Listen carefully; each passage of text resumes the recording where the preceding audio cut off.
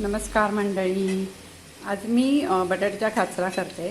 भाजीला जरा थोड्याशा काचरा परतल्या ना की छान चव येते तोंडाला. हे बघा मी तेलामध्ये मोहरी हिंग टाकून बटाटे असे पातळ पातळ काप करून त्याच्यात फोडणीला घातले आणि त्याच्यामध्ये लाल तिखट म्हणजे मिरची पावडर, हळद, हिंग आणि हे टाकलं आहे, थोडीशी धणे जिऱ्याची पावडर टाकली आणि काही नाही, हे खरपूस होईपर्यंत छान परतून घेणार आहे.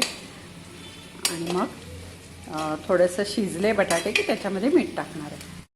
हे बघा आता ही भाजी बऱ्यापैकी शिजलेली आहे, चांगली झालेली आहे. आता ही थोडीशी अजून क्रिस्पी होण्यासाठी मी ठेवणार आहे.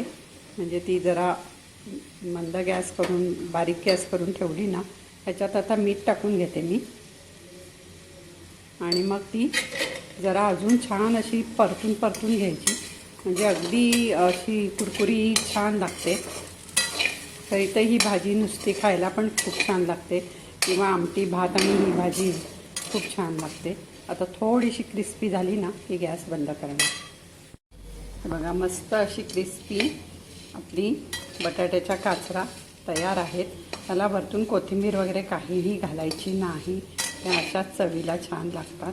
त्याच्यामध्ये जास्त काही घातलेलंच नाही आहे. फोडणी केली आहे आणि लाल तिखट, थोडीशी धणेजिऱ्याची पावडर, मीठ आणि हळद एवढंच घातले आणि छान परतून घेतले. तुम्ही पण असं करून बघा. बघा छान आपल्या बटाट्याच्या काचरा तयार आहेत. छान क्रिस्पी करून घेतल्यात त्याला. आणि हे साधं वरण भात केला ना तुम्ही, तर वरण भाताबरोबर या काचरा खूपच छान लागतात. वरण भात, आमटी भात असे तर खूपच छान लागतात. तुम्हाला आवडलं असेल तर आपल्या चॅनलला सबस्क्राईब करा, लाईक करा आणि शेअर करा.